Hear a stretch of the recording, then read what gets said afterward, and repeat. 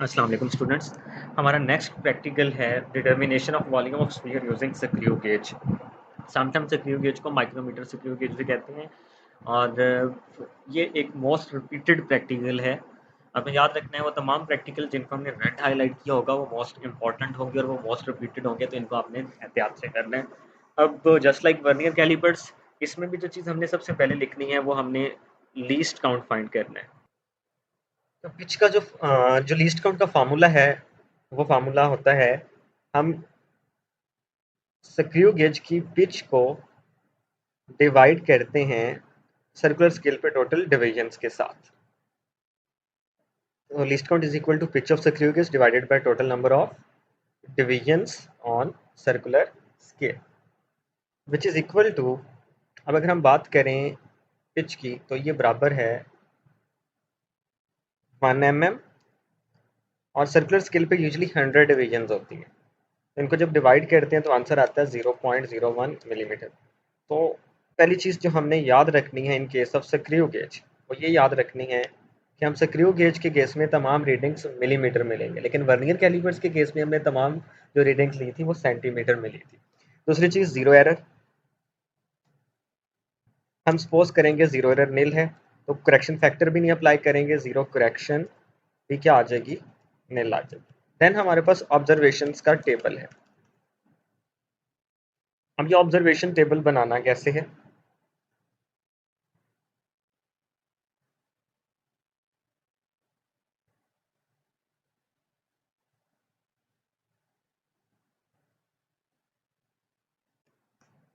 सबसे पहले हम सीरियल नंबर एटलीस्ट हम 3 रीडिंग्स लेंगे। यहाँ पे 1, 2 एंड 3 हमने 3 ऑब्जर्वेशंस लेनी है। सबसे पहले हमारे पास आएगी मेन स्केल रीडिंग या लीनियर स्केल रीडिंग, इसको x1 का और ये मिलीमीटर मिली। दूसरे नंबर पे हमने कॉन्साइडिंग डिवीजन देखनी है, मतलब मैंने वो सर्कुलर स्केल की डिविजन्स देखनी है जो इंडेक्स लाइन के बिल्कुल सामने होगी। इसकी वैल्यू यूजुअली 1 to 100 के दरमियान होती है। उसके बाद सर्कुलर स्केल रीडिंग, इसको लेने का तरीका ये होता है कि ये जो आपके पास कॉन्साइडिंग डिवीजन आई है वो लाइन जो कि इंडेक्स लाइन के सामने है उसको मल्टीप्लाई कर देना है स्क्रू गेज के लीस्ट काउंट के साथ। और ऑब्जर्व डायमीटर के लिए d इज इक्वल टू इस x1 वाले आंसर में इस x2 के आंसर को ऐड कर देना है। इन केस के हमारे इंस्ट्रूमेंट में जीरो एरर होता तो हम यहाँ पे करेक्टेड डायमीटर भी लिखते। तो हम सपोज कर लेते हैं जो हमारे पास लीनियर स्केल की रीडिंग है वो है 8, 7 and for example 9। Coinciding division in between 1 to 100 होगी इन केस के हमारे सर्कुलर स्केल पे 100 डिवीजन है। समटाइम सर्कुलर स्केल 50 डिवीजन वाला भी होता है, उसके लिए जो हमारी पिच होती है वो 0.5 mm हो जाती है। तो उस केस में हम फिर 1 to 50 के दरमियान कोई रीडिंग एन की आती है, क्योंकि हमारा जो इंस्ट्रूमेंट था उसमें 100 डिवीजन्स थी। तो इसकी जो वैल्यू होगी सर्कुलर स्केल डिवीजन की जो कॉन्साइड करेगी विद इंडेक्स लाइन वो 1 to 100 के दरमियान होगी। हम सपोज कर लेते हैं जी ये 24 थी, नेक्स्ट केस में वो 34 या 36 कर लेते हैं इसको, और आप कोई भी रीडिंग ले सकते हैं रैंडम सी। देन आपने इस रीडिंग को लीस्ट काउंट के साथ मल्टीप्लाई करना है। अब हमारा लीस्ट काउंट था 0.01, जब मैं 24 को मल्टीप्लाई करता हूँ तो 0.24 मिलीमीटर आ जाता है, 0.36 आ जाएगा और 0.27। फाइनली इस रीडिंग में ये ऐड करें तो आंसर आएगा 8.24, 7.36 एंड 9.27। ये हमारे पास 3 रीडिंग्स आ गई।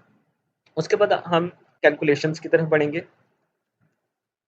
कैलकुलेशंस में पहली चीज आपने मीन डायमीटर फाइंड करना है।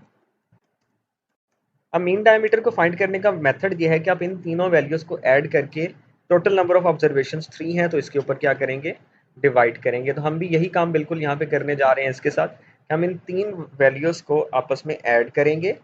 8.24 इसमें ऐड होगा 7.36, इसमें ऐड होगा 9.27 और इन तीनों को हम 3 पे डिवाइड करेंगे। जब हम इनको डिवाइड करते हैं तो आंसर आता है हमारा 8.27 millimetre.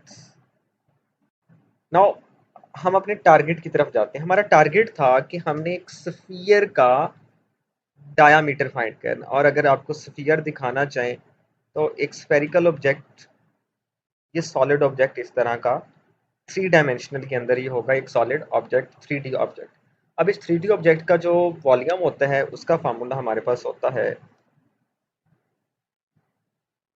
V equals 4/3 pi r cube. 4/3 इस जगह हमारे पास आएगा पाई, और रेडियस ऑफ द स्फीयर का हम क्या लेते हैं, क्यूब लेते हैं। तो ये फार्मूला हमारे पास यूज होना है फॉर कैलकुलेशन, लेकिन मसला ये है कि हमारे पास डी की वैल्यू है डायमीटर की, रेडियस नहीं। तो रेडियस फाइंड करने के लिए सबसे पहले तो हम रेडियस फाइंड करेंगे। अब रेडियस कैसे फाइंड करना है, उसका आसान सा तरीका है कि रेडियस फाइंड करने के लिए आप डायमीटर को 2 पे डिवाइड करते हैं। हम लिखेंगे radius equals half of diameter, that is value of diameter divided by 2। हमारे पास जो डायमीटर की वैल्यू आई है वो 8.27 है। हम 8.27 को फर्दर 2 पे डिवाइड करेंगे तो हमारा आंसर आएगा 8.29, जो कि हमारा वैल्यू आई थी, इसको 2 पे डिवाइड करके आंसर आता है 4.145 मिलीमीटर। तो इस रेडियस की वैल्यू को हमने यूज करना है। अब यही वैल्यू हम इस फार्मूले में पुट करते हैं। जब हम इस फार्मूले में ये वैल्यू पुट करते हैं तो हमारे पास जो आंसर आता है वो आता है 4/3 पाई की वैल्यू 22/7 बेटर है आप यूज करें, नहीं तो 3.14 यूज करें। और जो रेडियस की वैल्यू हमारे पास आई थी वो थी 4.145।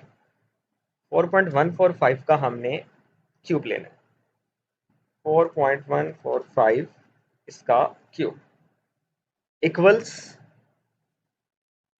298, दिस इज इक्वल टू 298.15, और जो यूनिट्स बनेंगे वो मिलीमीटर क्यूब बनेंगे, मिलीमीटर क्यूब। तो ये हमारे पास वॉल्यूम ऑफ द स्फीयर है। एट द एंड हमने रिजल्ट लिखना है, द वॉल्यूम ऑफ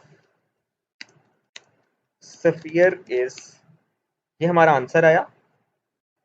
तो ये हमारा वॉल्यूम है। अब इस पैटर्न के ऊपर आप इस प्रैक्टिकल को सॉल्व करेंगे इन प्रैक्टिकल पेपर। मैं आपको दोबारा से दिखा देता हूँ। पहला स्टेप हमारे पास होगा least count determination, than zero error and zero corrections.